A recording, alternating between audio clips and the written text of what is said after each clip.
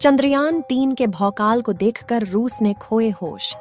भारत का बाहुबली चंद्रयान-3 अपनी मंजिल की ओर तेजी से आगे बढ़ रहा है, जिसे देख रूस ने अचानक से 50 सालों बाद लॉन्च किया अपना मून मिशन, जिसके कारण इसरो के वैज्ञानिक चंद्रयान-3 को 23 अगस्त से पहले चांद पर लैंडिंग कराने का फैसला ले रहे हैं। और इस मिशन के हर पड़ाव में चंद्रयान-3 को मिल रही सफलता को देख नासा, चीन और पाकिस्तान बौखला उठे।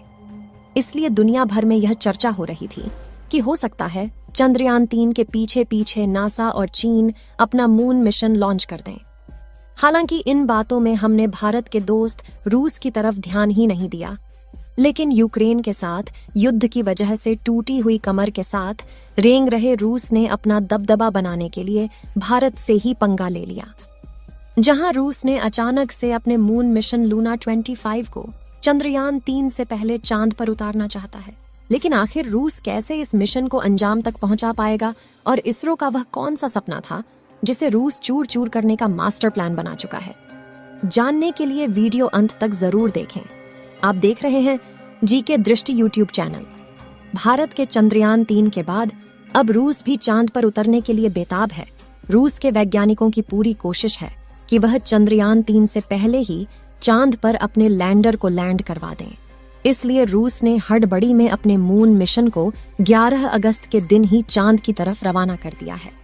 साथियों, जैसा कि आप जानते हैं, भारत चंद्रयान-3 को चांद के दक्षिणी ध्रुव में उस डार्क साइड पर उतारने का प्लान बना चुका है, जहां आज तक दुनिया का कोई भी देश नहीं पहुंच पाया है।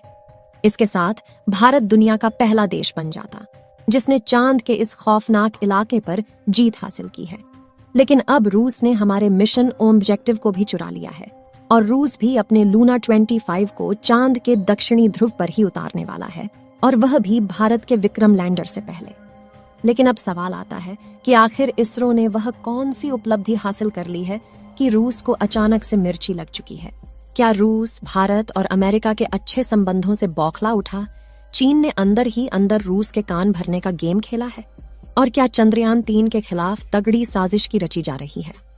दोस्तों, साल 1976 में रूस ने चांद के सैंपल कलेक्ट करने के लिए अपने लूना 24 मिशन को भेजा था, जिसकी चांद से धरती पर वापसी होने के बाद से रूस ने ऑफिशियली अपने मून मिशन पर ताला लगा दिया था।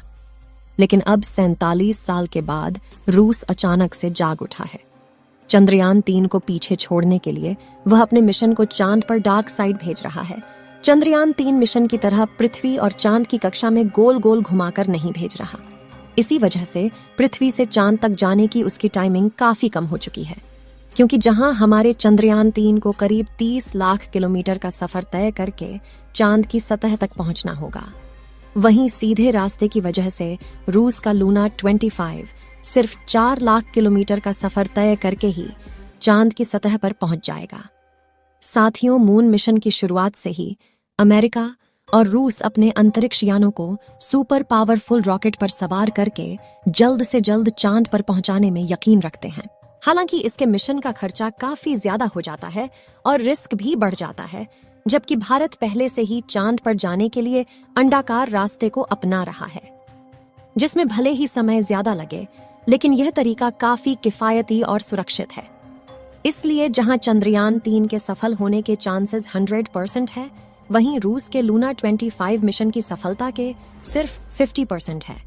चांद से लूना 25 मिशन के शेड्यूल की बात करें तो रसियन स्पेस एजेंसी रॉसकॉस्मोस से 11 अगस्त के दिन लॉन्च कर चुका है, और करीब 5 दिन के बाद 16 अगस्त के दिन यह अंतरिक्ष यान चांद की कक्षा में पहुंच चुका है, जिसके बाद 4 से 5 दिन तक चांद की कक्षा में चक्कर लगाएगा और लैंडिंग के लिए तय की गई 3 जगह में से किसी एक जगह पर लैंड करेगा। रूस के लूना 25 की लैंडिंग डेट 21 या 22 अगस्त की बताई जा रही है, क्योंकि चंद्रयान-3 की लैंडिंग से 1 या 2 दिन पहले होगी। यानी कि अगर रशिया का यह मिशन सफल हो जाता है तो भारत की जगह रूस दुनिया का पहला देश बन जाएगा जिसने चांद के दक्षिणी ध्रुव पर सबसे पहले कदम रखा है। साथियों, रूस ने इसरो के चंद्रयान-2 मिशन के दौरान भी टांग अड़ाने की कोशिश की थी। हालांकि वो अपने यान को लॉन्च नहीं कर पाया था, लेकिन अब एक बार फिर इसने वही हरकत को दोहरा दिया है और भारत के पीठ पीछे छुरा भोंकने की कोशिश की है। रूस के प्रेसिडेंट पुतिन की यह हरकत देखकर प्राइम मिनिस्टर मोदी जी भी काफी हताश हो गए हैं और इसरो भविष्य में रसिया के साथ कभी भी स्पेस कोलैबोरेशन नहीं करने वाला है। दोस्तों, अपनी इस हरकत को लेकर बयान देते हुए रूसी अंतरिक्ष एजेंसी रोसकॉस्मोस ने कहा कि चंद्रयान 3 और लूना 25 दोनों मिशन एक दूसरे के रास्ते में नहीं आएंगे, क्योंकि उन्होंने अलग अलग इलाकों में लैंडिंग की योजना बनाई है। रूसी स्पेस एजेंसी के चीफ ने अपने बयान में यह भी कहा कि ऐसा कोई खतरा नहीं है, ये दोनों अंतरिक्ष यान एक दूसरे के रास्ते में आए या फिर टकरा जाए, क्योंकि चंद्रमा पर काफी स्पेस जगह है। हालांकि रूस की इस हरकत से फिलहाल भारत चुप बैठा है, लेकिन अगर रूस के इस स्पेसक्राफ्ट ने चंद्रयान 3 मिशन में कोई भी बाधा डाली तो हो सकता है कि गुस्से में भारत रूस के टूटे हुए पैरों के नीचे से आर्थिक और सामाजिक रूप से अपना सपोर्ट वापस खींच ले और रूस मुंह के बल नीचे गिर जाए। लूना 25 मिशन के डिटेल्स की बात करें तो जहां चंद्रयान 3 चंद्रमा की सतह पर 2 हफ्तों तक रहने वाला है, लूना 25 साल भर तक वहां काम करने वाला है। लूना 25 का वजन 1750 किलोग्राम है और इसमें 30 किलोग्राम के वैज्ञानिक उपकरण लगे हैं, जिसमें एक ऐसा खास रोबोटिक यंत्र शामिल है जो सतह की 4 इंच खुदाई करके पत्थर और मिट्टी के सैंपल जमा करेगा, ताकि चांद की सतह के नीचे मौजूद फ्रोजन यानी जमे हुए पानी की खोज की जा सके। इसके अलावा सतह के नीचे मौजूद खनिजों की जांच के लिए भी लेजर स्पेक्ट्रोमीटर जैसे उपकरण लगाए गए हैं।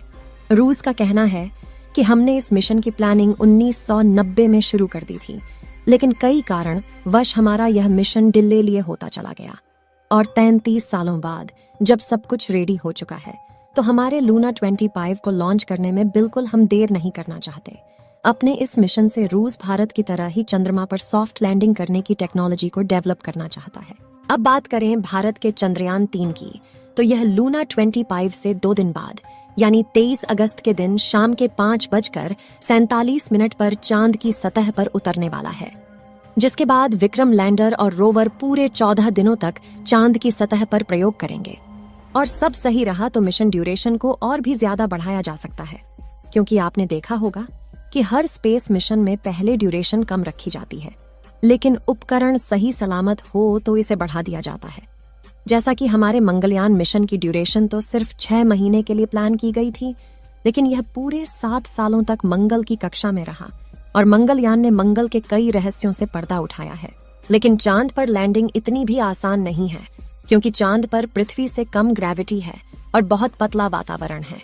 साथ ही चांद के दक्षिणी ध्रुव में काफी बड़े बड़े पत्थर और गड्ढे होने के साथ धूल उड़ती है, और ये सभी कारण किसी भी लैंडर को लैंडिंग करने में काफी चैलेंज देते हैं।